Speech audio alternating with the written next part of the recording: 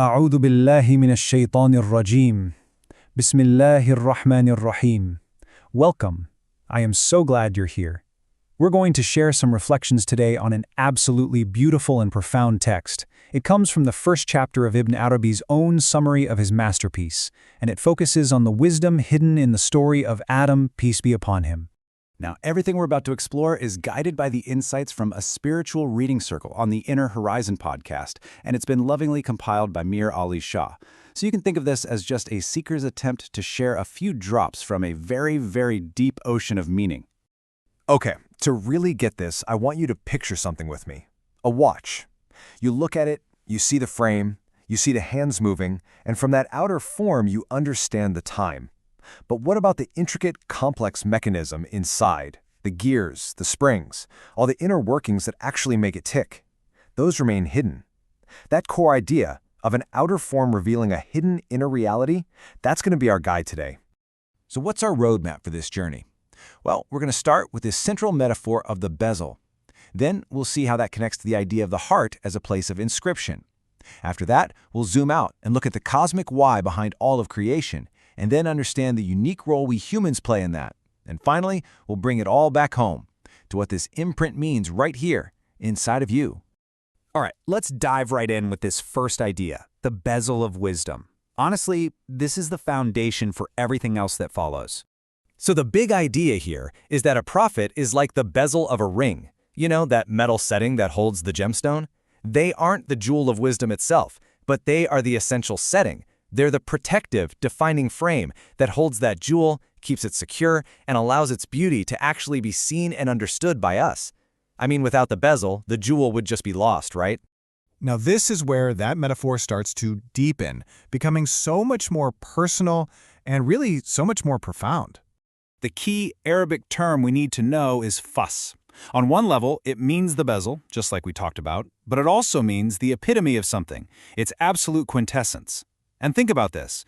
The bezel of a ring, especially an old signet ring, is the exact place where the owner's name is inscribed. It's what marks its identity. And what about this wisdom that the bezel holds? What is it?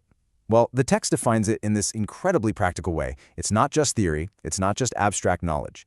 It's two things. First, knowing the reality of things as they truly are. And second, speaking and acting in a way that is perfectly, beautifully appropriate for that specific moment.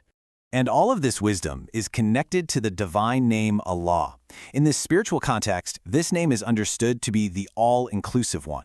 It's the name that embraces and contains every single other divine name and quality you can think of. The merciful, the just, the forgiving, the creator, all of them.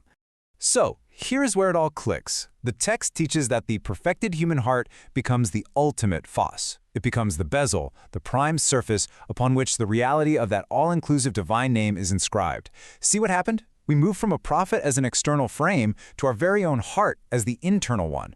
But that just begs the question, right? Why? Why does any of this even exist? Why go to all the trouble? Let's zoom out and try to understand the grand design behind this beautiful idea. There's this incredible, famous, mystical saying, a hadith Qudsi, where God speaks in the first person. And it gives us the whole purpose right there. I was a hidden treasure, and I wanted to be known, so I created the world. You can feel the love in that, can't you? It's a desire for a hidden reality to be seen, to be witnessed, to be experienced. And the way this happens is just brilliant. The text explains that the divine names, like the All-Merciful, they almost demand a place to be expressed. I mean, think about it. How can mercy be known if there isn't a being to receive mercy? How can forgiveness be known without someone to forgive? The entire cosmos, the whole universe, becomes the mirror for these hidden divine lights. So, if the entire cosmos is the mirror, where do we fit in? What's the human being's role in all this? This brings us to the absolutely unique place that humanity, as represented by Adam, plays in this whole cosmic theater. The text gives us this stunning image. It says to picture the world itself as a vast, complete body, all polished and ready. And then, the human reality, the perfect man, is brought into being to be its spirit, its animating principle, the very soul of the cosmos. And without that spirit, the world would just be a lifeless form. As one person in the reading circle pointed out, this can feel so painfully true today. We have a world with incredible technological power, this amazing body that can sometimes feel so spiritually hollow. I don't know, does that resonate with you at all? Now check this out, because the distinction the text makes is huge. It says other beings were created with one hand. That means they manifest either divine beauty, Jamal, think of angels of mercy, or they manifest divine majesty, Jalal, like angels of justice or wrath. But the human being was created with two hands, uniquely prepared to realize and manifest both beauty and majesty, gentleness and strength. And because of this comprehensive nature, this unique ability to hold both realities at once, the perfected human acts as a barzakh. It's an isthmus, a bridge. They are the meeting point between the vast sea of the inward spiritual world and the sea of the outward physical world. And they connect these two realities without letting one just cancel the other out. Okay, so we've journeyed through some pretty deep and profound ideas. But the big question is, what do we do with all of this? How does this ancient wisdom actually matter for a seeker walking the path today? Let's bring it all home. The reading circle distilled it all down into 3 really practical things we can do. First, to start seeing the prophets not just as historical figures, but as living frames that help make divine wisdom receivable for our own hearts. Second, to learn to hold both of those hands, both majesty and beauty, our strength and our softness, our discipline and our mercy, and to hold them with adab, with a kind of graceful, beautiful discipline. And third, if the heart is where the divine names are written, then our spiritual work is simply to polish that surface, to make it clear, quiet, and reflective through our practice.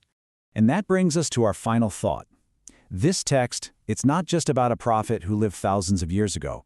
As one of the readers put it so beautifully, there is Adam, the prophet, and there is an Adam within each of us.